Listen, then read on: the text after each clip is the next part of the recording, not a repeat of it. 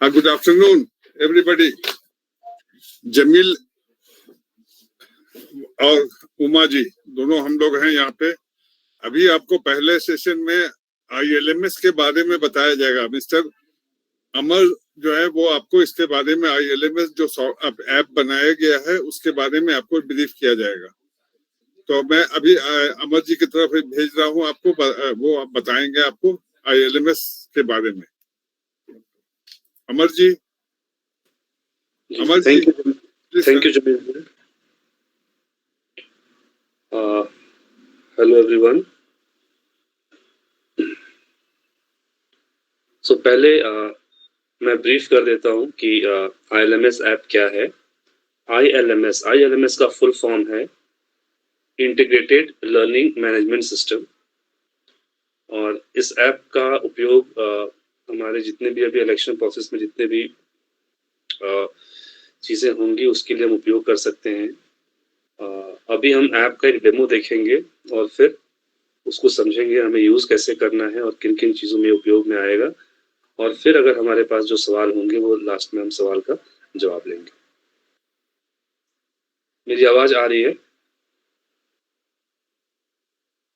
Yes sir, आ रही है। Thank you. ठीक है,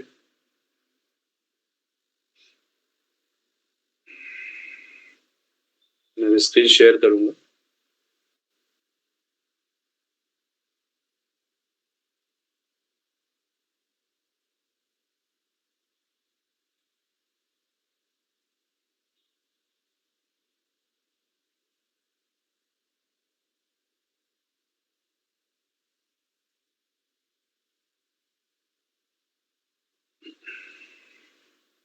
आप स्क्रीन देख पा रहे हैं?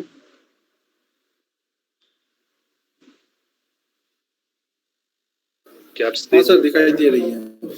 Thank you. तो आप देखेंगे ये ऐप, ये जो हमारा ऐप है ILMS, सबसे पहले हम देखते हैं इसे डाउनलोड कहाँ से करेंगे।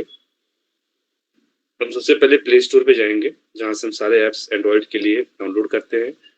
हम यहाँ पे ILMS टाइप करेंगे। ILMS में जाने के बाद ये तीसरे नंबर पे जो ऐप है ILMS, ये खुद इसका लिंक भी आपको दे दिया जाएगा, डायरेक्ट लिंक, जहाँ से आप डायरेक्ट खोल करके डाउनलोड कर सकेंगे। ये ऐप iOS पे भी है, जिसके पास आईफोन है उनके लिए भी है, एंड्रॉयड के लिए भी है, और वेबसाइट वर्जन भी इसका हमारे पास अवेलेबल है। ठीक है, अब हम इस ऐप को ढूंढते हैं, खोलते हैं। बेसिकली ओपन किया हमने ऐप को। ऐप ओपन होने के बाद ये डायरेक्ट सारा इंटरफेस खुल गया। यहाँ पे भी कोई लॉगिन करने की जरूरत नहीं है हमारे पास। विदाउट लॉगिन भी हम क्या क्या फीचर का इस्तेमाल कर सकते हैं वो देख लेते हैं। यहाँ तक स्क्रीन हमें दिख रही है ना सबको?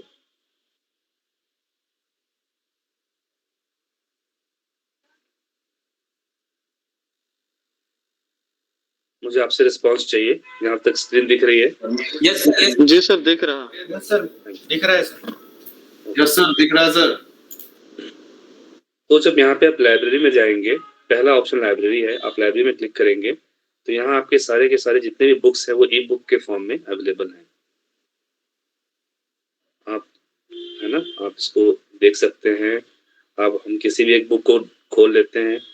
अगर मैं एक बुक खोलता हूँ तो ये बुक इस तरह से खुलेगा, और जिस तरह से आप राइट स्वाइप करके एक बुक को टर्न करते हैं वैसे ई बुक के फॉर्म में आप इसे टर्न कर सकते हैं और ये बुक खुल जाएगा। ठीक है, आप यहाँ से जो भी है चीजें आपको जाननी है वो टॉपिक के हिसाब से आप पढ़ सकते हैं, देख सकते हैं, रिफर कर सकते हैं। दूसरा हमारा ऑप्शन है वीडियोस का। आप वीडियोस में जाएंगे तो यहाँ पे जितने भी वीडियोस, अपडेटेड वीडियोस आएंगे वो यहाँ पे आपको मिल जाएंगे। किसी भी चीज के बारे में, जैसे आप अगर स्विफ्ट के बारे में जानना चाहें, आधार को कैसे लिंक करें, जितने भी चीजें हैं, अगर न्यू वोटर रजिस्ट्रेशन कैसे कराना है, अगर हम इसे क्लिक करते हैं तो ये वीडियो का फॉर्मेट और आप इसे खोल सकते हैं।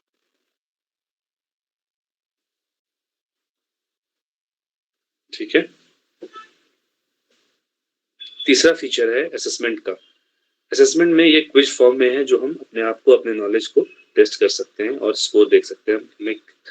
ये हर एक टॉपिक की अलग अलग हमारे टॉपिक के हिसाब से बांटी हुई है। आप देखेंगे अलग अलग टॉपिक्स पे ये क्विजेस हैं, हम कोई भी एक ले लेते हैं, है ना, कोई भी ले ले। अगर हम ईवीएम पे ले लेते हैं एक, तो इस तरह से खुलेगा, आप स्टार्ट को क्लिक करेंगे, इस तरह का फॉर्मेट होगा जहाँ पे लेफ्ट साइड में स्कोर आएगा ऊपर में, और राइट साइड में टाइमर चलेगा जो 60 सेकेंड्स का होगा, 1 मिनट का टाइम दिया जाएगा एक क्वेश्चन के लिए। यहाँ पे क्वेश्चन होगा और 4 उसके ऑप्शंस होंगे, आप इसको नेक्स्ट कर सकते हैं। अगर मैं इसमें से किसी भी एक ऑप्शन को सिलेक्ट करता हूँ, अगर मैंने 4 सिलेक्ट किया और कंफर्म किया, तो आप देखेंगे जो मैंने 4 सिलेक्ट किया था वो गलत आंसर है, इसलिए वो रेड हो गया, और जो 5वां है, जो 5 लिखा हुआ वो सही आंसर है, तो उसने ग्रीन कर दिया। आप चेंज नहीं कर पाएंगे अभी एक बारी। और ऊपर आप देखेंगे क्वेश्चन का 1/25 आ रहा है, क्वेश्चन के ऊपर एक नंबर, यानी ये पहला क्वेश्चन है और टोटल हमें 25 क्वेश्चन अटेम्प्ट करनी है। फिर हम नेक्स्ट करेंगे, ठीक है। अगर हमने 45 डेज डाला और नेक्स्ट किया तो ये ग्रीन आया, मतलब हमारा आंसर सिलेक्टेड भी सही है। तो इस तरह से हमें स्कोर देखिएगा आप, 1 हो गया, है ना। इस तरह से आप रेंडमली जो भी है आप देख सकते हैं, ठीक है। आप इसमें से आप अपने आप को हर एक टॉपिक पे नॉलेज सिलेक्ट कर सकते हैं, ठीक है। लास्ट में आपको स्कोर भी जनरेट हो जाएगा। आइए, असेसमेंट के बाद आप वेबसाइट का यहाँ पे तीसरे चौथे स्थान पे है, आप वेबसाइट में जाएंगे और आप ceo-jharkhand.gov.in का वेबसाइट खोल सकते हैं, देख सकते हैं जो भी आपको रिफर करना है, यहाँ से कर सकते हैं। आप यहाँ पे ऐप को रिव्यू में डाल सकते हैं, आप शेयर करना है किसी को ऐप को, आप यहाँ से शेयर कर सकते हैं, है ना। आपको कमेंट्स करना है, आप कमेंट कर सकते हैं। कॉन्टेक्ट अस है, यहाँ पे आप कॉन्टेक्ट कर सकते हैं।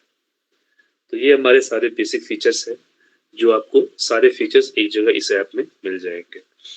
अब आते हैं एक एडवांस फीचर पे, जो इस ऐप का सबसे इम्पोर्टेंट फीचर है। आपने सुना होगा एआई के बारे में, आर्टिफिशियल इंटेलिजेंस, सुना है किसी ने? Chat GPT. Yes sir. Yes sir. तो एआई को यूज करके, जी, एआई को यूज करके इस ऐप को बनाया गया है, उसको हम अभी डिस्कवर करेंगे। वो चार्जेबल फीचर होता है, इसलिए हमने उसको लॉगिन से, आपको जब भी जरूरत पड़ेगी तो आपको लॉगिन क्रेडेंशियल भेज दिया जाएगा और अप्रूवल के बाद आप उसको यूज कर पाएंगे। अगर मैं इसमें लॉगिन करता हूँ, लॉगिन में जाते हैं,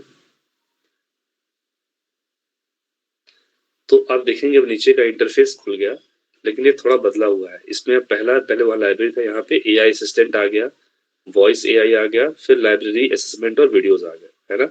तो लाइब्रेरी असेसमेंट वीडियो सारे सेम है, इसमें जो चीजें बदली है वो एआई असिस्टेंट और वॉइस एआई है। आइए देखते हैं एआई असिस्टेंट क्या है। जब हम इसे क्लिक करेंगे तो आपको इस तरह का कुछ इंटरफेस दिखेगा। ऊपर माइक का बटन है, आप दबाएंगे तो आप इससे बोल करके कोई भी सवाल पूछ सकते हैं, और नीचे सर्च बार है जहां पे आप टाइप करके सवाल पूछ सकते हैं, है ना।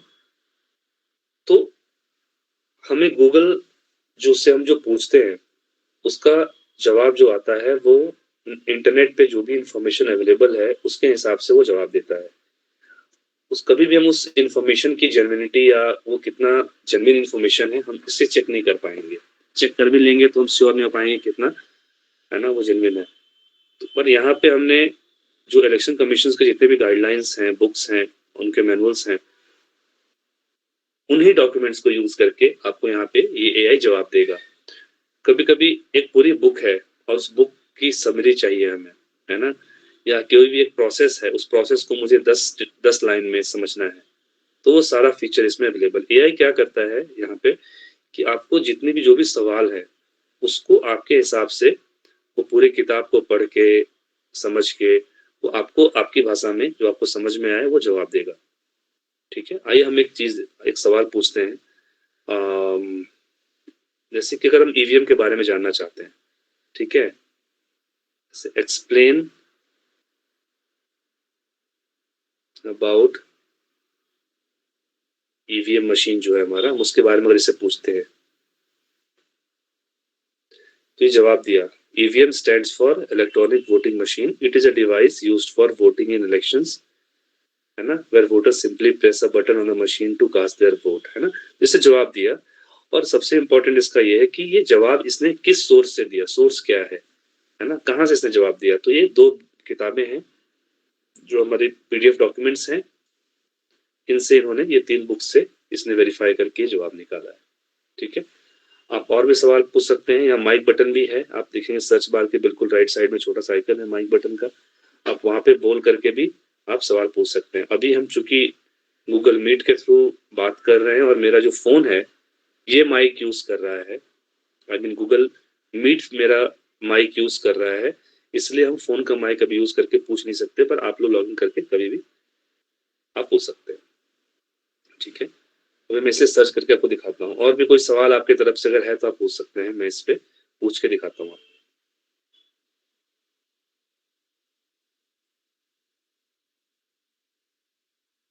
आप पूछ सकते हैं कोई सवाल. सर हिंदी वर्जन है क्या इसका? हिंदी वर्जन? हिंदी वर्जन पे भी काम हो रहा है, अभी हिंदी वर्जन इसका लॉन्च नहीं हुआ है.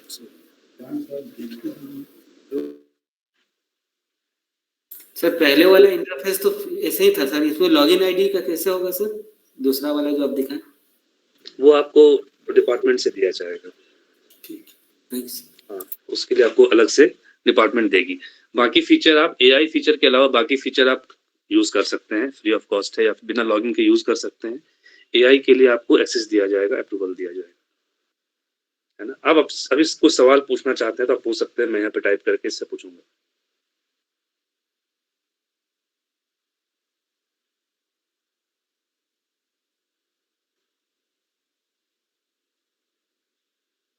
कोई सवाल नहीं है आपके पास?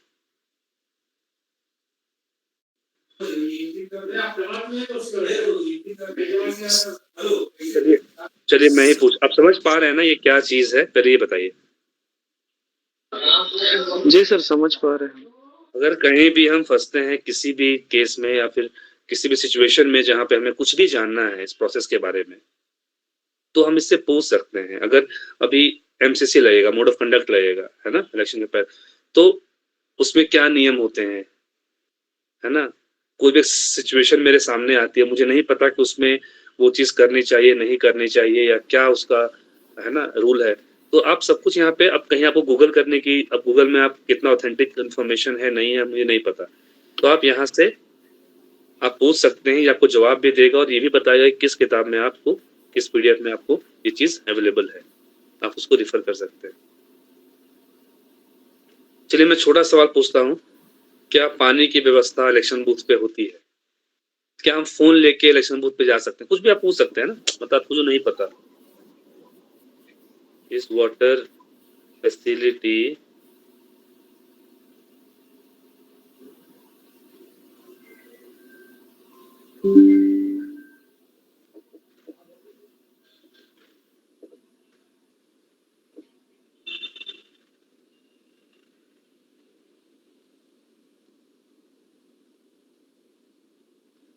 ठीक है, कोई पढ़ सकता है इसका जवाब क्या आया है? नहीं दिख रहा है, देखिए ना.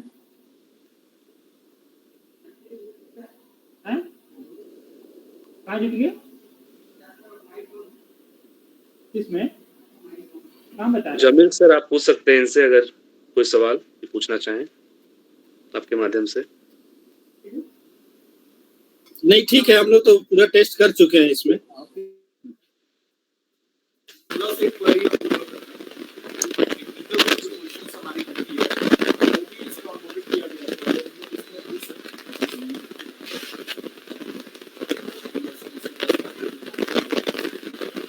तो इसको पूछ रहे थे कि इलेक्शन से बाहर कुछ इसमें यूज कर सकते हैं क्या? ये जो अभी ऐप बना है ये इलेक्शन के लिए ही बनाया गया है. इलेक्शन के लिए से बना है. इलेक्शन के ही डॉक्यूमेंट्स में डालेंगे. और कोई सवाल? Amar ji, okay now? अमर जी जी जी आपका हो गया कंप्लीट? जी. So now you can go. We will start our new session. If you want to. Sure, thank you. Okay. Or if you want to listen to this also, then you can listen to my. No, sir, I have a presentation. Okay, as you wish. It is up to you. Thank you. Thank you. Okay.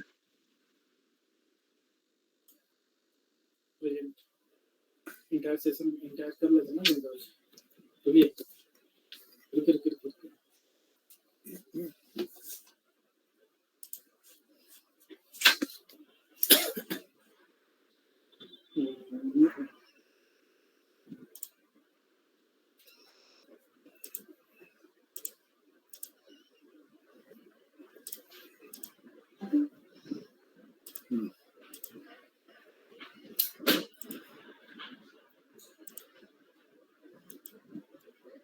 हो गया। सभी लोग को दिख रहा है screen पे? Yes sir. Okay, तो हम स्टार्ट कर रहे हैं। ये इलेक्शन सीजन मैनेजमेंट सिस्टम ये पहली बार इम्प्लीमेंट हो रहा है झारखंड में। ऑल ओवर इंडिया इसको इम्प्लीमेंट करना है। इसमें 2 मोड है, एक है आपका ऐप है और दूसरा पोर्टल है। आगे हम बताते हैं अभी आपको और क्या क्या करना है इसमें। 5 इलेक्शंस में ये ऑलरेडी किया जा चुका है रोल आउट। मेरा नहीं है, दूसरा किया है। ये 5 इलेक्शंस में ये रोल आउट हो चुका है। इस पर ध्यान रहेगा आप लोगों को। आप 5 में बहुत सक्सेसफुल रहा है और कलेक्शन का भी, सीजन का भी काफी अच्छा मात्रा में मिला है। इसीलिए ICAI ने डिसाइड किया है कि इसको अब जनरल इलेक्शन में सभी स्टेट में लागू किया जाए। तो इसके लिए आपको जो तैयारी करनी है वो भी बताएंगे अभी। इसमें जो भी चीज आइटम सीज होगी, जैसे cash, liquor, drug, precious metal, freebies and other items, इन सारी चीजों की प्रविष्टि ESMS ऐप के माध्यम से की जानी है। कौन करेगा? वो FS करेगा, जो फ्लाइंग स्क्वाड रहेगा या SST। इसमें पहला जो काम है जो CEO लेवल पे होना है वो है स्टेट नोडल को असाइन करना। ये कहां से होगा? ये सी विजिल के माध्यम से होगा। स्टेट नोडल को असाइन करना और DO को रजिस्टर करना। सभी DO को रजिस्टर किया जा चुका है। अब स्टेट नोडल भी अपने डिस्ट्रिक्ट नोडल को वो ऑन बोर्ड कर चुके हैं सी विजिल में। अब DO को जो करना है वो पहला काम करना है FS को और DLBC को अब ऑन बोर्ड करना है। और DLBC फिर अपने बैंक जितने उसके अधीनस्थ बैंक हैं उनको वो अपलोड करेगा अपने लॉगिन के माध्यम से। ये सारा काम सी विजिल पोर्टल के माध्यम से किया जाना है। अभी तक 13 डिस्ट्रिक्ट ने अपने FS, SST और DLBC को कर दिया है। 11 डिस्ट्रिक्ट अभी भी पेंडिंग है। अब ये सीजन कैसे होता है इसमें मैं बताता हूं कि FS और SST टीम जब इंटरसेप्ट करती है तो जब वो पकड़ता है तो वो उसको डेटा एंट्री करता है किसमें? ESMS ऐप में, और अपने कंसर्न ऑफिसर्स को बताएगा और हैंडओवर कर देगा जो सारा आइटम जो उसने सीज किया है। किसे? स्टेट और नोडल डिस्ट्रिक्ट नोडल को, स्टेट एंड डिस्ट्रिक्ट नोडल को, जो आवश्यकता अनुसार अपनी आगे की कार्रवाई करेंगे। FST का रोल सिर्फ इतना है कि वो इसको सीज कर ले, सीज करके अपने आगे जो ऑफिसर स्टेट नोडल हैं या डिस्ट्रिक्ट नोडल हैं उनके पास अग्रसारित कर दें वो सारी डिटेल्स। बाकी का इंटरसेप्टेड सीजन का डिसीजन स्टेट नोडल और डिस्ट्रिक्ट नोडल ही लेंगे। और स्टेट नोडल और डिस्ट्रिक्ट नोडल को एक और पावर दिया गया है कि वो सुओ मोटो भी सीजन कर सकते हैं। ये सारी स्टेट नोडल्स की लिस्ट है, ये सारे हैं। इसमें देखिए पुलिस है, income tax, state excise, control good service, state good service tax, commercial tax, ऐसे करीब 20 अभी तक अपलोड हो चुका है। 2-3 और बचे हुए हैं, उसको भी अपलोड कर देंगे हम लोग। तो ये सारे स्टेट नोडल, इनका माइक ऑन है, बंद करें अपना माइक। स्टेट नोडल,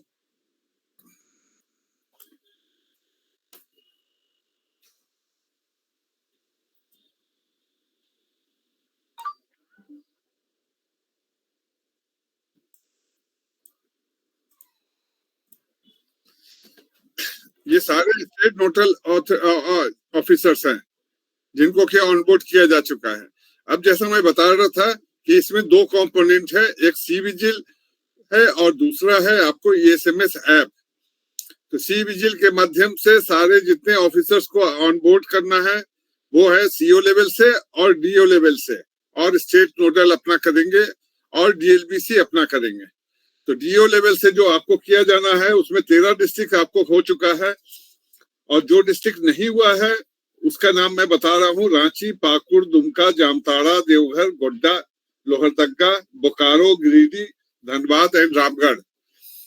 इनका अभी तक FS, SST और DLBC नहीं एंटर हुआ है। तो इसको सा समयबद्ध कार्यक्रम है ये, इसको आज ही किसी भी तरह से आज लग करके इसको अपडेट कर लेना है सी विजिल के माध्यम से। इसको एकदम आप लोग अच्छे से नोट कर लीजिए, आज किसी भी तक कल इसका रिपोर्ट ECI को भेजा जाना है। अब आते हैं जो वेब एप्लीकेशन है उसमें क्या क्या काम होगा। तो यूजर ऑनबोर्ड होंगे, state nodal, district nodal, FST, DLBC and banks.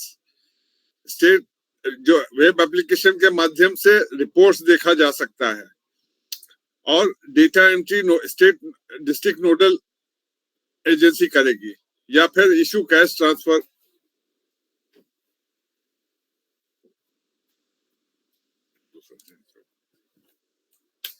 एक मिनट है ना, फोन आ गया है।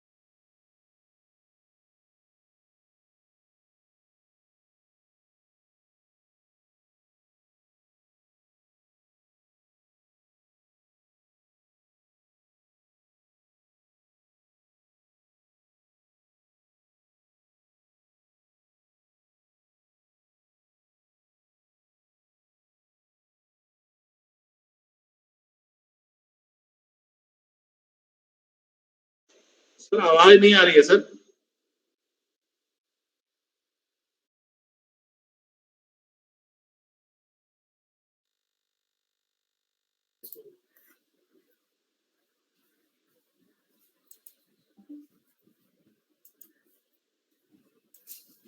जैसा मैंने बताया आपको, ESMS में जो कंपोनेंट्स हैं वो वेब एप्लीकेशन वाले कंपोनेंट में user onboarding, state nodal, district nodal, FST, DLBC या बैंक्स।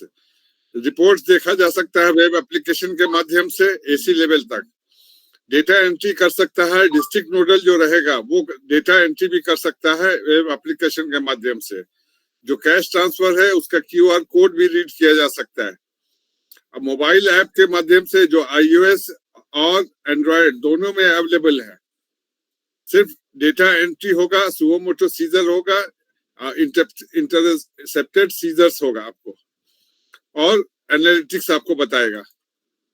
अब इसमें देखिए क्या क्या जो आपको अथॉरिटी दी गई है। ये मोबाइल ऐप में CEO एंड DO को कोई, DLBC को किसी को कोई अथॉरिटी नहीं है, वो कुछ नहीं कर सकते हैं मोबाइल ऐप से। सबको जो भी करना है वो सी विजिल के माध्यम से करना है। स्टेट नोडल मोबाइल ऐप भी यूज कर सकते हैं और पोर्टल भी यूज कर सकते हैं। डिस्ट्रिक्ट नोडल भी मोबाइल भी यूज कर सकते हैं, पोर्टल भी यूज कर सकते हैं।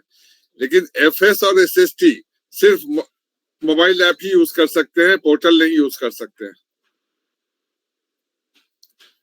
अब यहाँ पे कैसे ये जो इंटरसेप्ट होगा तो इसका क्या प्रोसेस है ये इसमें बताया हुआ है। एफएस एसएसटी या डिस्ट्रिक्ट नोडल अपने मोबाइल में लॉगिन करेगा ईएसएमएस सॉफ्टवेयर के माध्यम से, उनका ओटीपी आएगा, उसके बाद वो लॉगिन हो जाएंगे और जो भी ये लोग इंटरसेप्ट करेंगे, जो भी सीजर डेटा एंट्री होगा उसका उस ऐप के माध्यम से जब डेटा एंट्री हो जाएगा तब उसके बाद वो दिखने लगेगा डिस्ट्रिक्ट नोडल को फॉर ऑल एजेंसी, जो भी जिस एजेंसी से कंसर्न है उसके लिए वो दिखने लगेगा। उसको वो दिख रहा है जब उसके बाद एफएस एसएसटी डिस्ट्रिक्ट नोडल को हैंड ओवर करेंगे, वो सारी चीजें पास करेंगे, मतलब मोबाइल ऐप के माध्यम से कि हमने ये इंटरसेप्ट किया है scissor.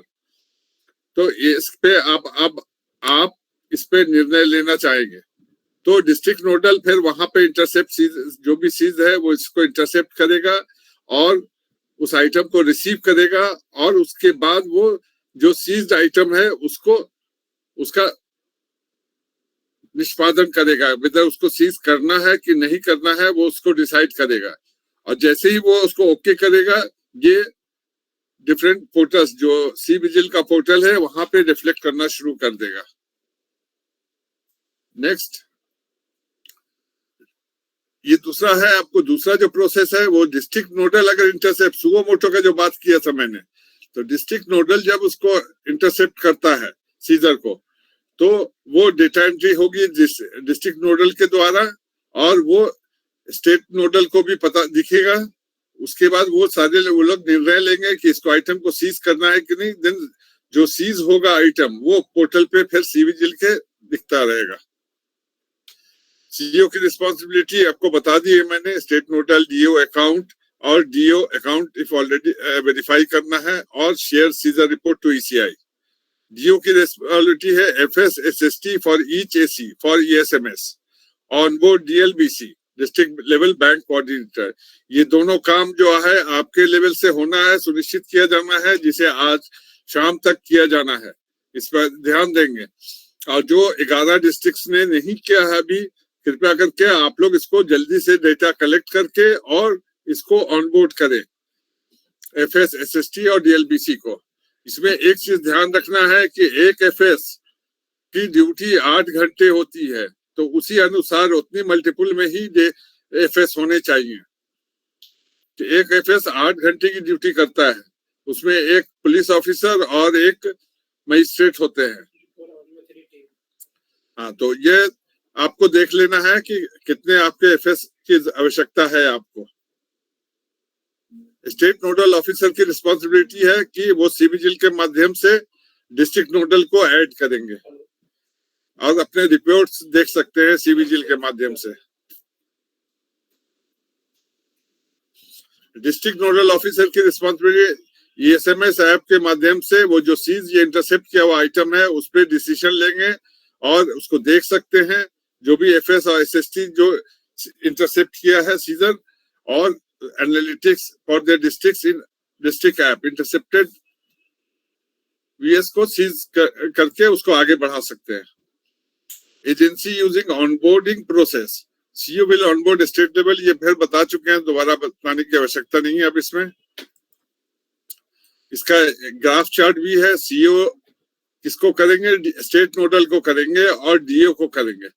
State nodal district nodal को करेगा, बस इनका यही काम है अभी इसमें सीईओ पोर्टल में। और डीओ आगे करेंगे एफएस एसएसटी को और डीएलबीसी को, और डीएलबीसी को बैंक को करना है। सारे जितने बैंक उस डिस्ट्रिक्ट में पड़ते हैं उन सारे बैंकों को इसमें इनको लिंक करना है। ये उसका फॉर्मेट है। नेम एजेंसी का नाम, डिस्ट्रिक्ट स्टेट नोडल का जो डालते हैं उसमें स्टेट का नाम, then mobile number and email ID. अगर डिस्ट्रिक्ट नोडल अगर स्टेट नोडल डिस्ट्रिक्ट नोडल का क्रिएट कर रहा है तो वो एजेंसी का नाम, डिस्ट्रिक्ट का नाम। एक स्टेट नोडल मल्टीपल डिस्ट्रिक्ट भी सिलेक्ट कर सकता है। मान लीजिए कि एक स्टेट नोडल देख रहा है कि मेरा लोग वहां पे कम है एक डिस्ट्रिक्ट में, नहीं एक डिस्ट्रिक्ट 24 डिस्ट्रिक्ट में हम नहीं दे सकते हैं, तो वो 3 डिस्ट्रिक्ट या 2 डिस्ट्रिक्ट इस तरह से सिलेक्ट, मल्टीपल डिस्ट्रिक्ट सिलेक्ट करके एक डिस्ट्रिक्ट नोडल अपॉइंट कर सकता है। अब उनका मोबाइल नंबर और ईमेल आईडी, एफएसटी में नेम, एसी का नाम and mobile number, email ID, DLBC में employ, bank name, mobile, email ID, ये सारी चीजें एंट्री करनी है। अब जैसे cash transfer use case, DLBC onboard all banks for their respective districts. DLBC सारे बैंक को पहले ऑनबोर्ड करेगा। जब जब भी पैसा कहीं से निकाला जाएगा तो बैंक उस पर्सन को या पार्टी को एक जनरेट करेगा receipt with QR code for all cash movements, और इसको वो एफएस या एसएसटी या डीएन या एसएन जब पकड़ते हैं या सीज करते हैं तो वो इसका क्यूआर कोड स्कैन करेंगे और देखेंगे कि जो अमाउंट ये बता रहा है, ये जो सीज हुआ है वो सही है कि नहीं। मान लीजिए बैंक से 1 लाख रुपया निकाला और ये 2 लाख लेके ट्रेवल कर रहे हैं और 2 लाख रुपया सीज हुआ, तो ये क्यूआर कोड दिखाएंगे कि हमारा 1 लाख रुपया का है, तो 1 लाख रुपया और आपका कहाँ से है। तो इस तरह से वो एफएस, एसएसटी या डिस्ट्रिक्ट नोडल या स्टेट नोडल जो है सो डिसाइड कर सकते हैं कि इसको क्या करना है, सीज करना है कि नहीं करना है। तब वो इंटरसेप्ट करेंगे और सीज करेंगे। If the cash if quantity mismatch हो रहा है तो सीज करेंगे। ये प्रोसेस है कैश का, सीजर का। ये क्यूआर कोड कहाँ से लिया जमील जी, थोड़ा पूछिए। ये क्यूआर कोड बैंक ही बना के देगा। जब अभी आगे आ रहे हैं उसको बता रहे हैं आपको कैसे होगा। मतलब जितने लोग का कैश ट्रांसफर करेगा सभी का जनरेट करेगा ये, जिसको चाहिए, जिसको ट्रैवल करना है लेकर के कैश, उसका सपोज कि कोई हेवी अमाउंट लेकर ट्रांसफर कर लेके जा रहे हैं तो उसके लिए बैंक जनरेट कर देगा इलेक्शन पीरियड में। तो वो जैसे भी एफएससी एसएसटी टीम पकड़ेगा तो वो बताएंगे कि इसलिए पैसे निकाले थे, इस बैंक से निकाले, तो उसका जेन्युइनिटी चेक करने के लिए उसका जो क्यूआर कोड है उसका स्कैन करेंगे तो सारा मालूम चल जाएगा कि वो किस पर्पस के लिए ले जा रहे हैं, कितना पैसा निकाला है उन्होंने, ये सारी चीज डिटेल उनके पास आ जाएगी। जो एफएस है, एसएसटी है या डिस्ट्रिक्ट नोडल है या स्टेट नोडल है, अभी दिखाऊंगा मैं आपको आगे, पहले और देख लें वो कैसे उसका क्यूआर कोड जनरेट होता है, वो सारा है। अब यूजर देखिए, रोल एंड परमिशंस का किसको किसको पावर है, सीओ, डीओ, स्टेट नोडल और डीएलबीसी, और किसी को नहीं है ऑन बोर्ड करने का पावर। देन इंटरसेप्ट करने का power state nodal, district nodal and FS SST को है। और सीज करने का पावर सिर्फ state nodal and district nodal को है। जो एफएस इन लोग को ट्रांसफर करेगा स्टेट नोडल या डिस्ट्रिक्ट नोडल को, बस वही सीज कर सकते हैं वो, और उन्हीं को पावर है। ये सुओ मोटो सीजर भी state nodal and district nodal को है। एडिट और अप्रूवल, यहाँ ये बहुत ही इंपॉर्टेंट विषय है। इसको जब भी आप लोग ट्रेनिंग दीजिएगा तो बताइएगा कि कोई भी मिस्टेक होता है तो एडिट अप्रूवल का पावर सीओ के पास है। और दूसरी चीज ध्यान रखने की है कि यहाँ पे अगर जैसे कैश का मामला है या कोई भी अमाउंट अगर आप एंट्री कर रहे हैं या लीटर एंट्री कर रहे हैं, तो वो अमाउंट या लीटर जो भी है वो आप एडिट कर सकते हैं। लेकिन एडिट कब करेंगे? सेम डे तो आप edit state nodal and district nodal कर सकता है एडिट, लेकिन दूसरे दिन अगर चाहिएगा कि नहीं, अभी हम लोग एनालाइज करके देखा कि कम या बेस्ट था, तो उसको एडिट करने का पावर सिर्फ सीओ के पास है और उनको लिखित में देना होगा रीजन कि why they want to edit this season. तो यहाँ पे ये ध्यान रखने का है कि बहुत सावधानी बरतने की आवश्यकता है। दूसरा क्या इसमें बहुत इंपॉर्टेंट बात है कि अगर सपोज मान लीजिए कि आपने 1 लाख रुपया सीज किया और जब सीज हो गया, स्टेट नोडल ने सीज भी कर लिया, अब देख रहा है कि दूसरे दिन उसको पता चला कि नहीं वो 1 लाख नहीं था, वो था 2 लाख था, तो सीओ को अगर वो लिखेंगे भी तो वो कुछ नहीं कर सकते हैं सीओ। इसमें ज्यादा एंट्री करने का नहीं है, आप कम एंट्री कर सकते हैं। अगर 1 लाख से कम आपको करना है, चेंज करना है, एडिट करना है तो आप कर सकते हैं, लेकिन अगर 1 लाख से ज्यादा करना चाहिएगा तो नहीं करने का परमिशन है। तो ये चीज को बहुत ज्यादा सावधानी बरतने का है कि जो भी अमाउंट एंट्री हो वो प्रतिशत आपको सही एंट्री हो। ये क्लियर होना चाहिए आप लोगों को भी, और जो आप बताइएगा तो वो भी बताने का है कि इनको सबको बता कि एडिट का पावर सीईओ के पास है, और जो भी एडिट होगा वो इंक्रीजिंग ऑर्डर में नहीं होगा, डिक्रीजिंग ऑर्डर में होगा। 1 लाख का आप 90,000 95,000 आप एंट्री कर सकते हैं, लेकिन 1 लाख का 1,05,000 आप एंट्री नहीं कर सकते हैं। उसी तरह लीटर में भी है कि 100 लीटर कर दिया तो 95 लीटर आप कर सकते हैं, लेकिन आप 105 लीटर नहीं कर सकते हैं। तो ये ध्यान रखने का है। रिपोर्ट देखने का पावर सिर्फ 3 को है, स्टेट नोडल, डीओ और सीओ, और रिसीट जनरेट करने का पावर बैंक को है।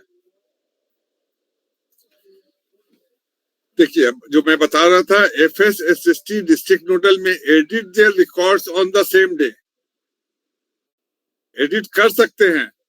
Any modification in previous day records are not allowed for any user. However, user may request to CEO to allow edit. CEO office need to put remarks if approved. तो इसको लिखित में देना होगा CEO को कि क्यों आप रिकॉर्ड को एडिट करना चाहते हैं, क्योंकि CEO को भी जब ओपन करेंगे वो साइट को आपका, तो उनको बताना होगा, उसमें लिखना होगा उसमें रिमार्क्स में कि क्यों अब इसको एडिट किया जा रहा है। तो इसका ध्यान रखना है। ड्यूरिंग इंटरसेप्टेड सीजर यूजर में नॉट इंक्रीज क्वांटिटी और अमाउंट, हाउएवर यूजर में डिक्रीज क्वांटिटी अमाउंट, जो अभी मैंने बताया आपको। इसको भी बहुत ध्यान से बताने का है उन लोगों को। अगर 11:30 बजे रात पकड़ता है तो उस केस में कैसे होगा सर? मान ली गलत डाल दिया 11:30 बजे रात, ज्यादातर सीजर तो रात्रि में होता है। ठीक है, 12 बजे रात में बात एंट्री करे अच्छा रहेगा। अगले दिन एंट्री कीजिएगा, 12:01 में कीजिएगा एंट्री, वो करेंगे। मैंने इस पीपीटी में कहीं पे पढ़ा था कि अगर एसटी और एसएसटी सीजर नहीं करता है तभी वो सेम डे में रिकॉर्ड को एडिट कर सकता है। अगर उसने कोई भी सीजर दिखा दिया है तो रिकॉर्ड उसके स्तर से एडिट होगा सेम डे भी। मैं जो आपको बता रहा हूँ, उस दिन सेम डे आपको FSSST district nodal can edit their records on same day, ये जो लिखा हुआ है इसको आप ध्यान दीजिए।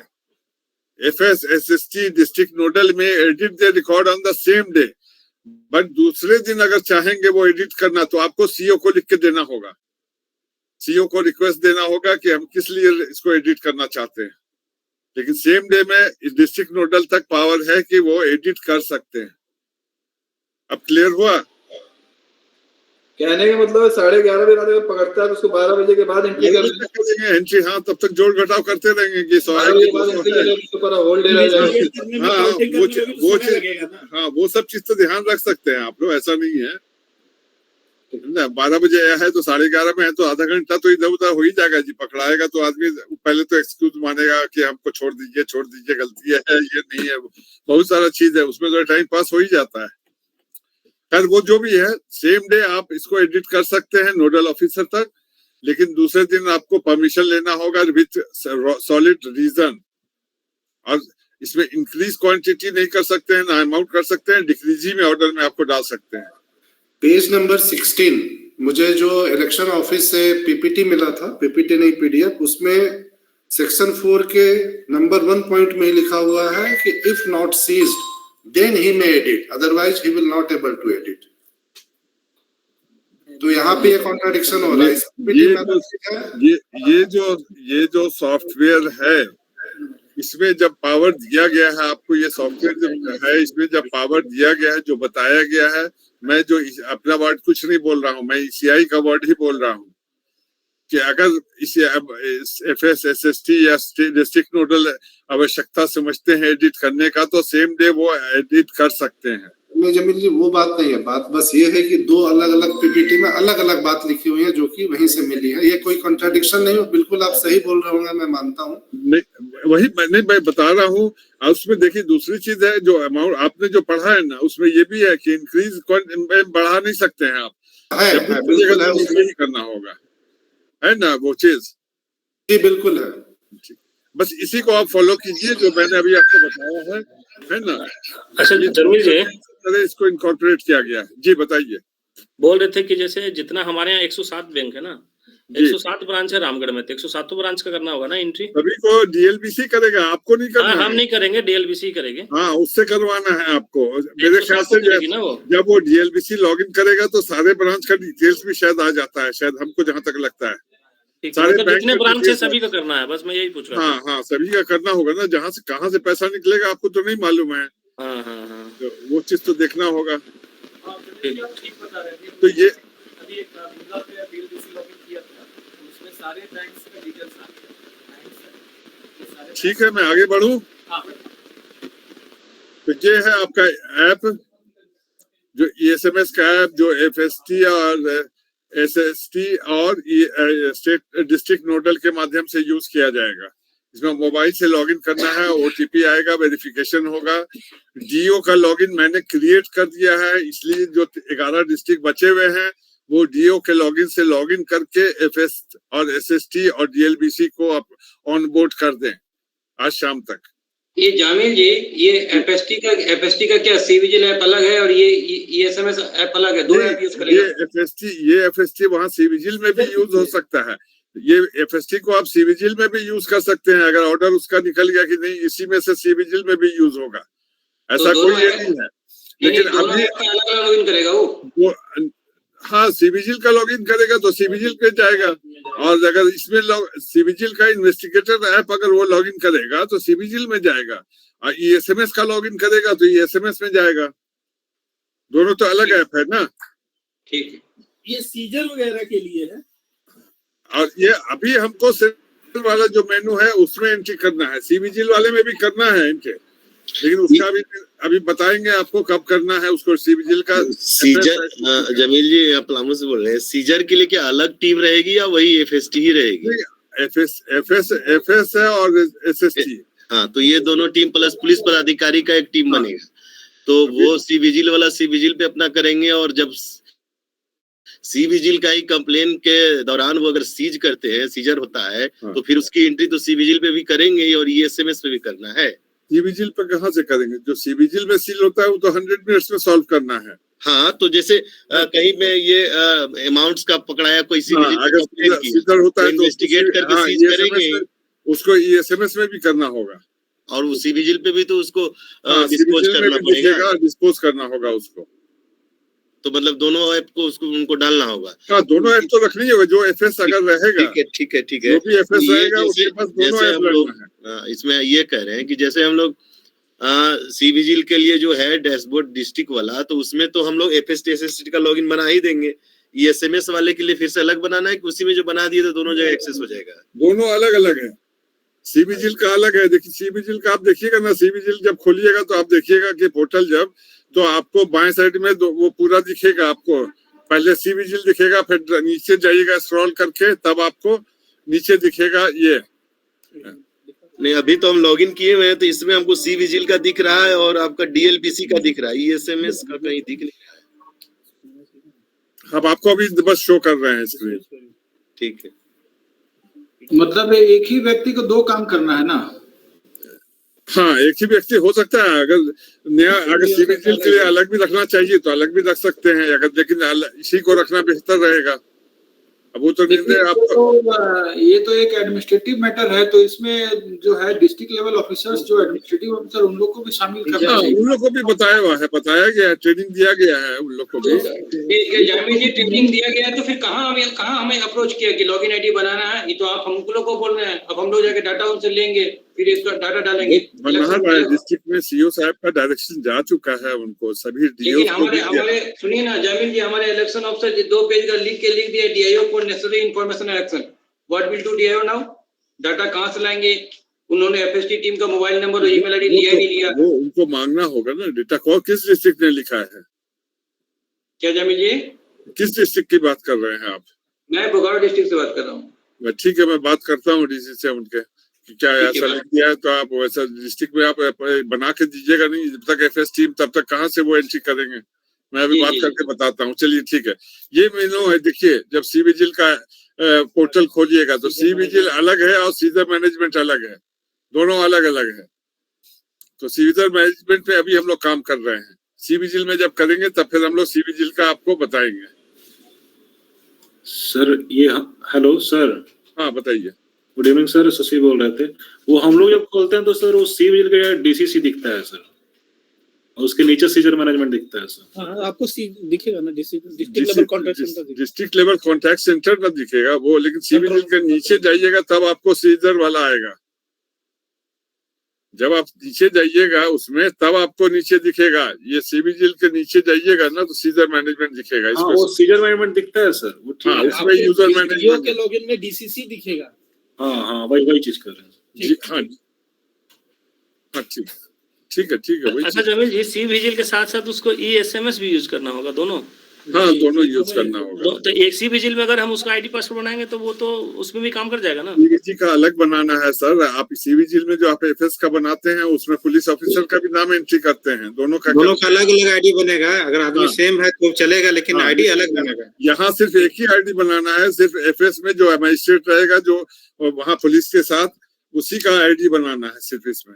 इसमें आपको पुलिस का अलग और उसका अलग अलग नहीं बनाना है। वहाँ टीम का बनेगा। अब वहाँ टीम का बनेगा सी विजिल में। क्लियर? मतलब कहने का मतलब इसमें भी तीन शिफ्ट में काम करेगा, उसमें भी 3 शिफ्ट में काम करेगा। हाँ। जमील जी लास्ट लाइन फिर से बोलिए, क्या बोले थे आप अभी? हमने कहा कि यहाँ सीजर मैनेजमेंट में आपको जो एफएस में टीम में रहेंगे ना, 2 आदमी या 3 आदमी जो भी रहेंगे, तो एक ही आदमी का यूजर बनेगा। यहाँ पे जो मजिस्ट्रेट है उन्हीं का यूजर क्रिएट होगा। यहाँ पे मोबाइल नंबर भी उन्हीं का रजिस्टर होगा और सिर्फ उन्हीं का रहेगा। लेकिन सी विजिल में आपको तीनों का जो भी टीम रहती है उसका बनाना होता है, पूरे टीम का होता है। उसी का आपको दोनों डिटेल डालना होगा उसमें। एफएस जो बनाइएगा तो उसमें आपको आएगा डिटेल डालने के लिए। अभी हम लोग सी विजिल पे नहीं जाए, अभी हम लोग ESMS में करें। नहीं तो इसी एसएमएस का उसको जो एप्लीकेशन सब बता रहे हैं उसको ओटीपी उनको आएगा, अगला पार्ट नहीं ऐड करेंगे। आपकी आवाज नहीं है क्लियर। मेरा ये क्वेश्चन था ना कि 2 पार्ट है ना, एक एफएसटी को सी विजिल में ऐड कर रहे हैं, तो फिर सेकंड पार्ट में उनका ESMS एप्लीकेशंस को डाउनलोड करेंगे, उनके पास ओटीपी आएगी। हाँ आएगी, क्यों नहीं आएगी? उनको भी हम लोग सेकंड पार्ट में तो उनको नहीं ना किया सीजर में, एफएसटी को ऐड तो आपको सीजर में करना है ना, एफएस को तो करना ही है। आपके जितने एफएस है सबको करना है। फिर उनको सीजर में भी करेंगे ना? हाँ सीजर में भी कीजिएगा। सर ग्रामा से बोल रहा हूँ। हाँ बताइए सर। जो SST का जो सर टीम बता रहे हैं 8 घंटे का, तो वो सर जो टीम बनेगा वो AC वाइज 3 शिफ्ट में बनेगा या फिर AC वाइज? ऑब्वियस है FC वाइज बनेगा। मतलब एक AC में 3 शिफ्ट में 3 टीम रहेंगे। हाँ 3 टीम रहेगी। उसका उसी हिसाब से जब बनाना है आपको, कितना टीम बनाना है। अब 3 बनाते हैं कि 9 बनाते हैं, इसके ऊपर डिपेंड करता है। मतलब 3 से ज्यादा भी हो सकता है। नहीं, आपको अपना ज्योग्राफिकल लोकेशन के हिसाब से बनाना है कि एफएसटी टीम उस समय पे पहुंच जाए, मतलब 1 घंटे में पहुंच जाए उस जगह पे। जी पिछले बार सिविजिल वगैरह में तो ज्यादा बना था, सिर्फ उसी पैटर्न को फॉलो करना है। और 3 टीम होना चाहिए। देखना होगा कि कितना एरिया कवर करने के लिए कितना मिनिमम रिक्वायरमेंट 3 है। मिनिमम आपको 3 बनाने का। ज्यादा बनाते हैं तो भी अच्छा है, नहीं बनाते हैं अगर 3 रहता है 3 तो कम से कम बनाना ही है आपको। जी वो 8 घंटे के लिए 3 टीम हो गया। जी अच्छा जामिल जी, ये एसएसटी टीम भी तो सीजर करता है ना, पैसा के लिए कैश करता है? मैं उसके लिए भी आगे आ रहा हूँ। एफएसटी टीम सीजर करता है। एफएस जब अगर एफएस उस जगह पे नहीं पहुंच पा रहा है जहां पे मतलब सीजर का बात उठा है या कहीं जहां से कंप्लेन आया है, अगर वो वहां नहीं पहुंच पा रहा है, तब उसको एसएसटी को डायरेक्शन दिया जाता है कि आप उस जगह पे जल्दी से पहुंचिए। जो स्टैटिक सर्विलेंस टीम होती है ना, तब उसको निर्देश दिया जाता है कि वो जाकर के उस जगह पे पहुंचे और वो इंटरसेप्ट करे। लेकिन ये जो चेक नाका है, ये चेक नाका पे तो परमानेंट मजिस्ट्रेट और पुलिस रहते ही है, जैसे जो बॉर्डरिंग डिस्ट्रिक्ट है या ये स्टेट है। जी नहीं, वो नहीं कह रहा हूं मैं ये कह रहा हूं कि एफएस अगर देख रहे हैं कि एफएस को पहुंचने में उस जगह पे देर हो रही है, तो आप एसएसटी को भी बोल सकते हैं कि जाके आप इंटरसेप्ट कीजिए वहां पे। अगर जो पास में एसएस रहेगा एसएसटी, उसको आप बोल सकते हैं कि आप जाके इंटरसेप्ट कीजिए। एसएसटी का तो हमारा कोई लॉगिन नहीं बनाना है, लेकिन हाँ बनाने तो बताया है आपको, एसएसटी का भी तो बनाने बताया भाई, एफएस और एसएसटी दोनों को बनाना है आपको। इसमें एंट्री आपको सीजर मैनेजमेंट में एफएस और एसएसटी दोनों को करना है। क्लियर? अगर नहीं बनाया है तो बनवा लीजिए उसका भी। अच्छा, एक छोटा सा क्वेरी है खुटी से जी। इसमें जो मैपिंग है असेंबली कंस्टिट्यूंसी का वो 1 to 1 है। जैसे कि खूंटी में 2 असेंबली कंस्टिट्यूंसी है, खूंटी और तोरबा। हाँ। के अलावा हमारा अड़की ब्लॉक जो पड़ता है वो तमाड़ में पड़ता है। यहाँ पे सिंपल सा है कि ये जो भी सीजर होगा वो डिस्ट्रिक्ट वाइज ही होगा सीजर। एसी नंबर दिया गया है, लेकिन सारा ऑन दी होल डिस्ट्रिक्ट को ही कंटिन्यू माना जाएगा कि डिस्ट्रिक्ट उस डिस्ट्रिक्ट में हुआ है सीजर। तो वो अगर दूसरा पार्ट अगर पड़ता भी है तो ये एफएसटी तो फिर ये कैसे बनेगा? तमाड़ तो ऑप्शन उसमें नहीं दिख रहा है हम लोगों को। नहीं दिख रहा है, हम मान रहे हैं, लेकिन आपको डिस्ट्रिक्ट वाइज ये सीजर होगा। जो भी सीजर होगा वो एफएसटी जो करेगा कंप्लीट डिस्ट्रिक्ट के लिए होगा। बट ऑप्शन तो नहीं दिख रहा है ना। सपोज ये डिप्लॉयमेंट तो कर दिए हैं, मैं इसको डिस्कस करके आपको फिर बता दूंगा, क्लियर कर दूंगा, है ना। जामिल जी, सिमिलर प्रॉब्लम हमारे बोकारो डिस्ट्रिक्ट के साथ भी है। ये डुमरी और डुमरी गिरिडीह से जुड़ा हुआ है। हम लोग अपना एफएसटी एसएसटी टीम का जो भी ऐड करना होता है वो डीओ गिरिडीह ऐड करते हैं अपने सीपीजिल में। ठीक है। तो लेकिन आप यदि लिक्विड पकड़ाता भी है तो जो एफएसटी एसएसटी डुमरी में पकड़ेगा तो गिरिडीह डीसी के आईडी में शो करेगा कितना हमने मनी या लिक्विड पकड़े।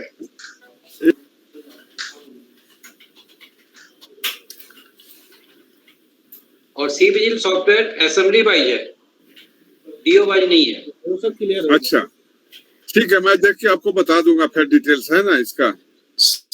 सर सेम प्रॉब्लम पलामू में भी होगा सर, डाल्टनगंज का गढ़वा और भंडरिया मान रहे हैं, लेकिन अभी डिस्ट्रिक्ट वाइज ही है, लेकिन अभी तक डिस्ट्रिक्ट वाइज ही इसका ये सारा चीज सीजर का है कंसेप्ट। हाँ तो गढ़वा वाले हमको भेजे हैं कि 2 ठो आप ऐड कर दीजिए, अभी हम किए नहीं इसी कारण। नहीं ऐड वो कर देंगे, वो अपना करेंगे, वो ऐड करेंगे डिस्ट्रिक्ट में।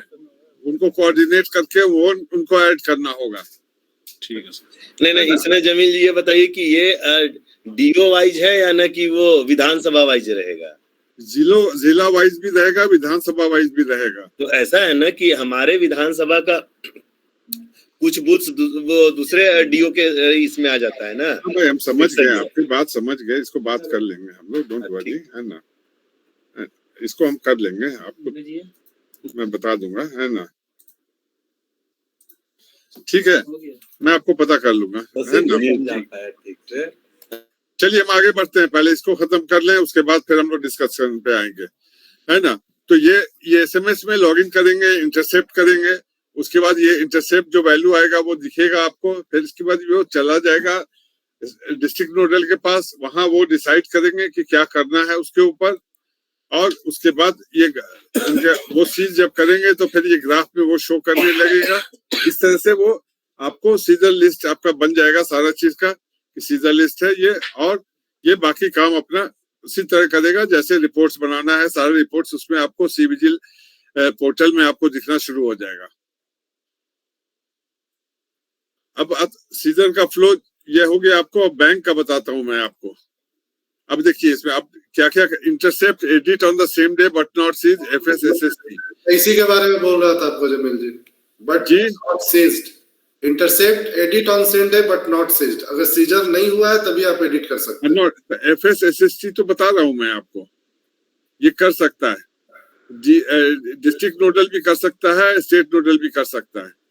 Suo motu edit on the same day FSSST नहीं कर सकता है सीज का। सुओ मोटो सीज जो अगर होता है, लेकिन डिस्ट्रिक्ट नोडल अगर चाहे तो कर सकते हैं एडिट सेम डे में, स्टेट नोडल भी कर सकते हैं।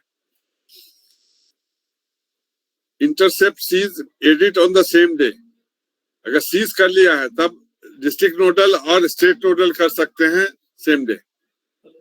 ये एडिट था आपका नॉट सीज, ये लेकिन सीज है, इंटरसेप्ट हो गया। Try to understand this. इसमें एफएसएसएसटी कुछ नहीं कर सकते हैं, डिस्ट्रिक्ट नोडल और स्टेट नोडल ही कर सकते हैं। अब क्लियर हुआ? हेलो, हाँ सुन रहा हूँ, ठीक है। अब क्लियर हुआ ना? पहले वाले में FSSST अगर सीज नहीं हुआ है तब तक वो FSSST एडिट कर सकता है। मैं भी तो यही कर रहा था उस समय से, अगर सीज नहीं हुआ है तभी वो कर सकते हैं, अदरवाइज नहीं कर सकते। लेकिन जब सीज हो गया, इंटरसेप्टेड सीज जब हो गया तो वो नहीं कर सकते, तब डिस्ट्रिक्ट नोडल कर सकते हैं, FSSST नहीं कर सकते हैं। हाँ, मैं भी स्टेट नोडल और डिस्ट्रिक्ट नोडल कर सकते। क्लियर है, क्लियर एडिट। और अगर दूसरे दिन है तब रिक्वेस्ट करना होगा सीज आइटम के बारे में, तब सीओ को करना होगा रिक्वेस्ट एडिट के लिए। अब ये क्यूआर कोड कैसे जनरेट होगा, तो इसमें ये सारे डिटेल्स आएंगे जो कि वो बैंक को प्रोवाइड करेगा, और उसके बाद ये क्यूआर कोड जनरेट होगा। क्यूआर कोड जो जनरेट होगा वो आपको इसमें भी विजिबल होगा। एक स्लाइड डिटेल वाला में जाइएगा जमील जी, क्या क्या था? Vehicle number, from date, valid till date, driver name, इसको हम शेयर कर देंगे आपको, डोंट वरी, है ना? इसको शेयर कर देंगे ताकि आप आराम से। जमील जी पिछला पेज में एक जो इसमें भरना था उसमें एक चीज था अपलोड फाइल, इसमें नीचे और है 9 नंबर के आगे रिमार्क्स है और 10 नंबर और 11 नंबर पे है अपलोड फाइल। हाँ। तो उसमें कौन सा फाइल अपलोड करना है? वो अपलोड डिटेल्स भरेगा, देगा कुछ भी, अगर कोई भी उसका नहीं कुछ भी नहीं है, वो तो सामने है। क्या बैंक वाले पूछ रहे थे कि क्या अपलोड इसमें इमेज फाइल करेंगे, अपलोड करेंगे, बताइए। क्या वो मैंडेटरी था? नहीं मैंडेटरी नहीं है, मैंडेटरी नहीं है वो, लेकिन वो अगर वो देना चाहते हैं कि किस लिए ले जा रहे हैं, कोई भी रिसीट, जैसे वो अपना हॉस्पिटल के ट्रीटमेंट के लिए ले जा रहे हैं तो उसका होगा, उनके पास प्रिस्क्रिप्शन होगा, तो वो अपलोड कर सकते हैं उसको, ताकि ये इसमें रिफ्लेक्ट करने लगे। इस तरह का जो रीजन है, जिस रीजन से वो कैश ले रहे हैं, वो रीजन उसको अपलोड करेंगे अगर उनके पास है नोटिफिकेशन में। जी क्लियर हुआ? मेरा एक क्वेरी है जमील जी। क्लियर हो गया। जैसे कि ये क्यूआर कोड रिसिप्ट, जहां तक मैं समझ रहा हूँ कि आप अगर बैंक से कोई पैसा निकालते हैं, विड्रॉल करते हैं, एक कोई सर्टेन अमाउंट होगा जिससे ज्यादा होने पे आयोग को ऑब्जेक्शन होता होगा। जी 50,000 50,000 से ज्यादा। हाँ ओके ठीक है, तो 50,000 से ज्यादा के लिए हम इंस्ट्रक्ट करेंगे बैंक को कि आपको क्यूआर कोड जनरेट करना है, लेकिन ये कोई जरूरी तो नहीं है, वो पैदल भी पैसा लेके जा सकता है, ट्रेन से भी जा सकता है। तो ये व्हीकल नंबर और ड्राइवर नेम, व्हीकल नंबर एक सेफ्टी के लिए है, अगर है तो ठीक है, नहीं है तो ठीक है अपना, ऐसा कोई मस्ट नहीं है। यहाँ स्टार मार्क्स तो नहीं है कहीं भी कि आप ये कर सकते हैं। व्हीकल नंबर और ड्राइवर नेम में स्टार मार्क तो है, दिख रहा है। सॉरी व्हीकल नंबर है, डेट भी है उसका, कब कौन से डेट को जाना है, कब किधर से जाना है। यानी कि मैं बैंक को ये बताऊंगा कि मैं किस गाड़ी से जा रहा हूँ और किस डेट में जा रहा हूँ।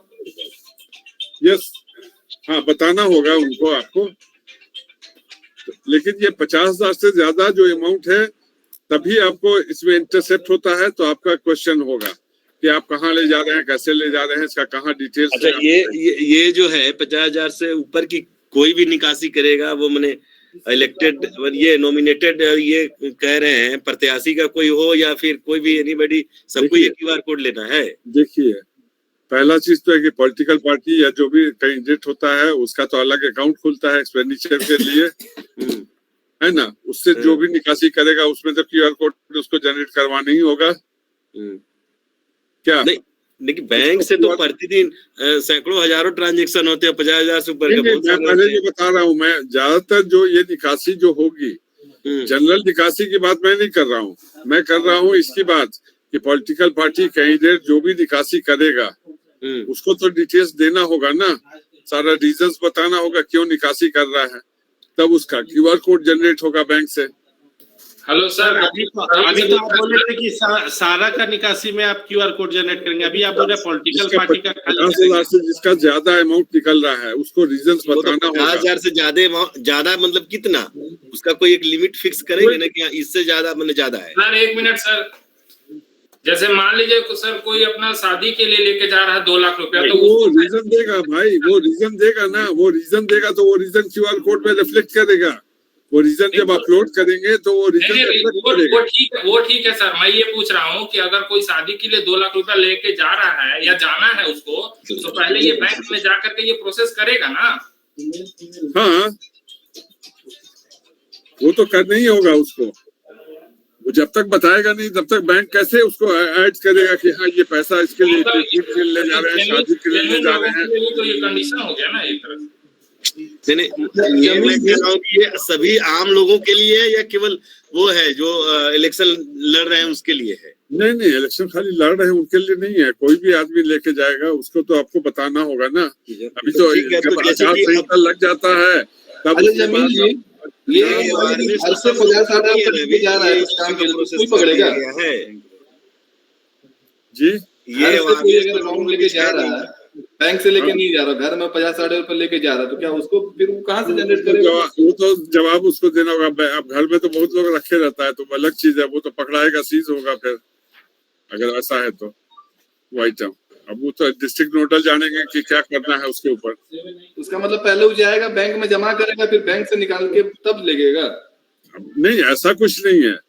ज्यादातर आम आदमी को तो नहीं परेशान किया जाता है, जहाँ पे शक होता है, जहाँ वो सब चीज वो तो डिस्ट्रिक्ट नोडल स्टेट नोडल के ऊपर डिपेंड करता है क्या करते हैं वो।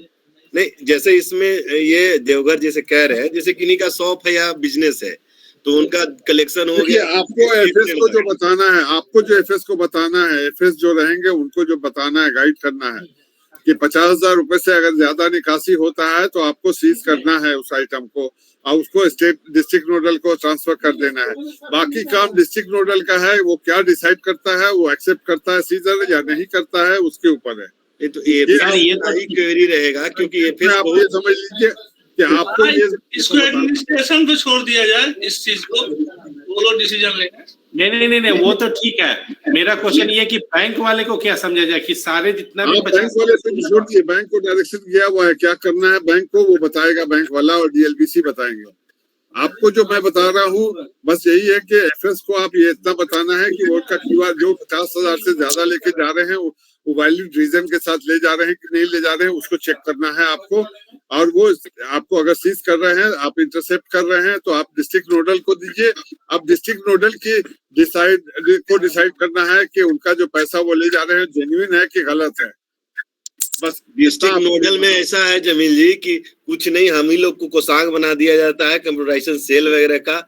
इतना आरओ या डीओ जो है या हमारे डीसी साहब इस सब में इन्वॉल्व हर एक केसेस में नहीं रहते।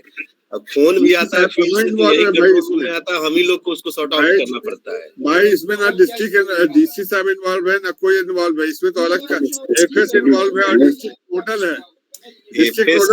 जमील जी एक बात बताइए कि एवरी ब्रांच से कितने बैंक ऑफिसर को ऐड करना है, एक या एक से ज्यादा? क्या चीज नहीं समझे, क्या कितना?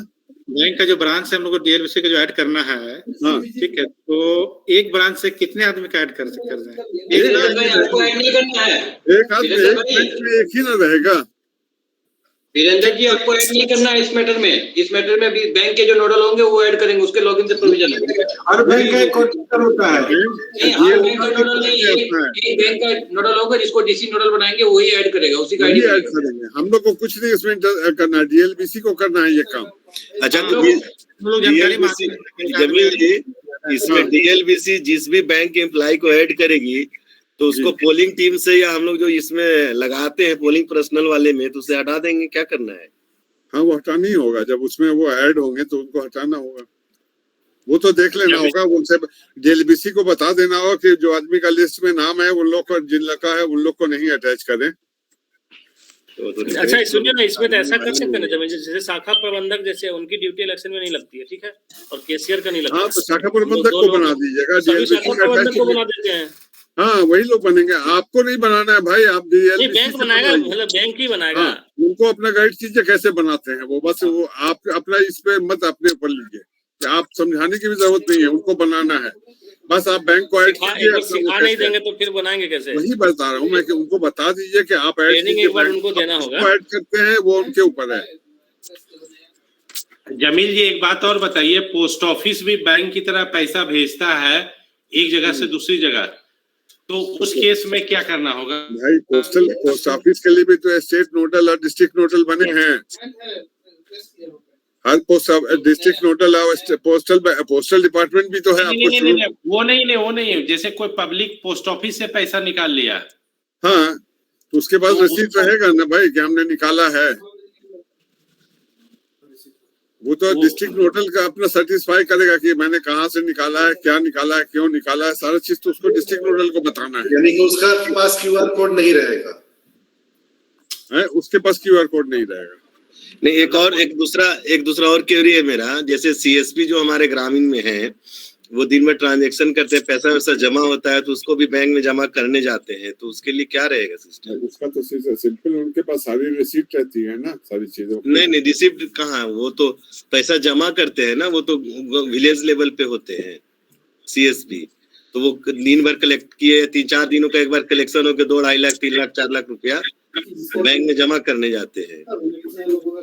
आगे बढ़िए भाई, थोड़ा सा नहीं, ये प्रश्न का उत्तर दे दीजिए किशोर जी। कैश का आप उस पे आपको ये बताने की जरूरत कुछ नहीं है। वो जो FST कैच करेंगे, इंटरसेप्ट करेंगे, वो डिस्ट्रिक्ट नोडल को भेजेंगे। मैं आपको सिंपल सी बात बता रहा हूँ कि जो इंटरसेप्ट करेंगे वो डिस्ट्रिक्ट नोडल को भेजेंगे। डिस्ट्रिक्ट नोडल ही डिसाइडिंग अथॉरिटी है। अब उनको क्या करना है, कैसे करना है, वो डिसाइड करेंगे कि इंटरसेप्ट करना है, सीज करना है कि नहीं करना है, वो सारी चीजें। इसलिए आप उनको बस इतने ही बताइए कि आप ज्यादा उनको उलझाइएगा तो वो लोग कंफ्यूज हो जाएंगे, फिर FS जितने भी हैं। इसलिए क्योंकि उनके साथ पुलिस वाले भी रहेंगे और दोनों रहेंगे, दोनों कंफ्यूज रहेंगे। इसलिए बस उनका काम ये है कि वो बीच में इंटरसेप्ट करना है और उसको ट्रांसफर कर देना है डिस्ट्रिक्ट नोडल को। अब बाकी काम डिस्ट्रिक्ट नोडल का है। डिस्ट्रिक्ट नोडल और स्टेट नोडल से अपना कोऑर्डिनेशन है, अपना वो लोग क्या डिसाइड करते हैं उसके ऊपर डिपेंड करता है। कि जामिल जी यूजर को अपडेट कर सकते हैं ना, जैसे मान लीजिए फलना यूजर बनाए, कल दूसरा यूजर बनाएंगे उसी की जगह पे, नया ऐड करना पड़ेगा? क्या मतलब, नहीं समझे हम। कहने का मतलब है कि आज एक FST टीम बना, फिर लगा कि नहीं वो गलत हो गया, फिर दूसरा FST टीम बना, तो यूजर तो ऐड होते जाएंगे। वो एडिट कर लीजिएगा, उसको क्या है। अच्छा, एडिट करके हो जाएगा, ठीक है। हाँ, वो एडिट चेंज कर दीजिएगा, नाम वार्ड नंबर, या डिलीट करके फिर से नया ऐड कर दीजिएगा। लेकिन वैसा कोशिश कीजिए कि नहीं हो ज्यादा। जमील जी, CI भी मॉनिटर कर रहा है इसको।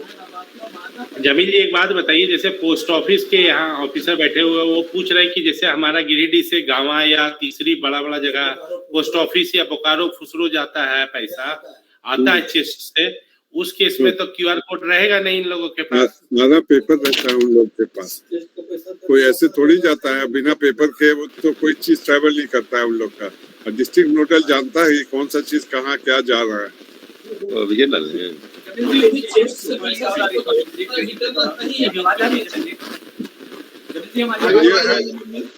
रिपोर्ट्स का देख लीजिए, रिपोर्ट्स आपको CO लॉगिन में और DO लॉगिन में ही अवेलेबल है। स्टेट में है district wise report, agency wise, AC wise report, और district wise report state nodal में है, यूजर वाइज रिपोर्ट। ये विनय कुमार शुक्ला हुए थे, चटर पटर कर रहे हैं। रिपोर्ट का फॉर्मेट ये हाँ, जो अरे तो हमको भी बोले थे, हमको बताइए ना। माइक बंद कर लीजिए आप अपना, माइक बंद कर लीजिए। नावा बाजार चल गए, इनका माइक खुला हुआ है, बंद कर लीजिए।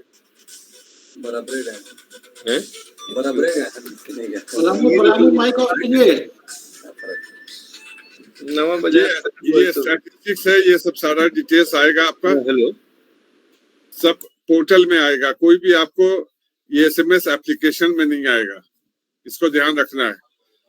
उनको बता देना है FS कुछ भी करेंगे उनको कोई रिपोर्ट देखने का नहीं है, उनके पास कोई रिपोर्ट नहीं रहेगा। सारा रिपोर्ट पोर्टल में CO या DO या स्टेट नोडल के पास रहेगा। ग्राफ के में भी रहेगा, हर तरह का इसमें रहेगा। ये सारा सीजन का डिटेल्स भी रहेगा, स्टैटिस्टिक्स डेट वाइज भी, जिस तरह से डेट से निकालना है वो अपना हम लोग निकाल सकते हैं। ठीक, thank you. Jamil ji PPT थोड़ा शेयर कर दीजिए। हाँ, PPT शेयर कर दीजिए जमील जी। कर देते हैं। और जितना आपको बताया गया है सिर्फ FS को उतने ही बताइए, पैसे में मत उलझाइए कि पैसा नहीं, पैसे में नहीं, बैंक से निकलेगा, कहाँ निकलेगा। वीडियो है तो भेज दीजिएगा। वीडियो नहीं है इसका बॉस। अच्छा जमील जी, लीकर के केस में तो कोई ऐसा कुछ तो रहेगा ना, जो लीकर पकड़ाएगा डायरेक्ट सीज होगा?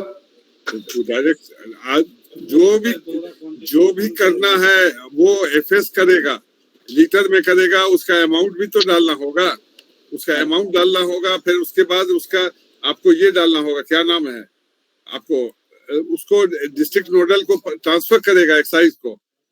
जो डिस्ट्रिक्ट नोडल है वो निर्णय लेगा कि इसको क्या करना है, सीज करना है कि नहीं करना है। अच्छा जमील जी, एक हम्बल रिक्वेस्ट था जी। जैसे अभी टेक्निकल ट्रेनिंग हम लोग तो सब चीज समझ गए, क्यूआर कोड से रिलेटेड जितना भी सब समझ गए, लेकिन इसमें मेरे ख्याल से सारे स्टेक होल्डर्स को एक जगह विथ डीसी, है ना, एक वीसी होना चाहिए। देखिए हम लोग तो टेक्निकल ट्रेनिंग वगैरह दे देंगे, लेकिन काम तो उन लोगों को ही करना है। हाँ ठीक है। एक वीसी मतलब एक सीओ सर के अध्यक्षता में एक होना चाहिए, ताकि रिस्पॉन्सिबिलिटी सबको सर के भी होगा अध्यक्षता में, डोंट वरी आप। सर दूसरे मीटिंग में व्यस्त हैं, अभी दूसरी ट्रेनिंग चल रही है उनकी, अभी कल तक उनकी दूसरी ट्रेनिंग है। क्योंकि काफी सारे ऐप हम लोग भी लेटर के माध्यम से मिल जाए जिला टेक्निकल में ही ज्यादा रहे तो ठीक है, मिल जाएगा आपको। सर हजारीबाग में सीजन में कुछ दिख रहा है सर, 19 लाख के आसपास में डैशबोर्ड। वो सब हट जाएगा, डोंट वरी, वो 1 तारीख को एकदम खास जीरो दिखेगा आपको। अभी टेस्टिंग चल रहा है ना, अभी जैसे इम्पोर का चल रहा था ना, उसी तरह डेमो रन इसका चल रहा है, तो ये सब जीरो हो जाएगा। अच्छा हम लोग अभी डेमो देख सकते हैं सर? इसका डेमो तो यही देख सकते हैं बस, और तो कुछ है नहीं इसमें। सीबीजिल का डेमो भले ही आया, ट्रेनिंग ऐप आया है, सीबीजिल वाला भी आप देख सकते हैं, सीबीजिल भी शेयर कर देंगे आपको। अगर सीबीजिल का कोई ट्रेनिंग ऐप है तो वो दिया जाए हम लोग को, या डेमो है? ठीक है, आपको वो शेयर कर देंगे। जामिल जी, ये चूंकि फर्स्ट बार लॉन्च हो रहा है, तो इसका एक बार थोड़ा डेमो दे दिया जाए, ताकि यहीं पे ऑफिसर बैठ के कुछ डाल देगा, 1 लाख 2 लाख 50 हजार जो भी डालना है, और सीज यूज करके दिखा देगा। तो अभी आप डालिए ना, अभी डाल के कीजिए ना आप ही। अभी डाल सकता है, कोई दिक्कत नहीं है। आप एफएस और डिस्ट्रिक्ट नोडल बंद करके डाल के देखिए ना, सही आपका डेटा हट जाएगा, उसके लिए डोंट वरी, डेटा सब नील हो जाएगा। इसलिए आज जितना प्रैक्टिस, आज भर आप जो टेस्ट करना है कर लीजिए, डाल के देखिए। आज भर तो नहीं कर पा रहे हैं, अभी तो हमारे सब अफसर बाहर हैं, इसलिए कल ही इसको इंटीग्रेट करेंगे। आप ही एफएस बन के कीजिए ना भाई, आप ही एफएस बन के कीजिए, वो तो बिल्कुल एफएस बनिए अपना। नहीं, सुझाव अच्छा है आपका, आप अपना ट्राई कीजिए, उसके बाद ये कल डेटा हट जाएगा, बस यही है। डेमो का लिंक दे दिया, शेयर कर दिया जाए ना ग्रुप में डेमो। हाँ ठीक है, आपको कर दे रहे हैं शेयर हम सारी चीजें। ठीक है, thank you very much. Okay, thank you.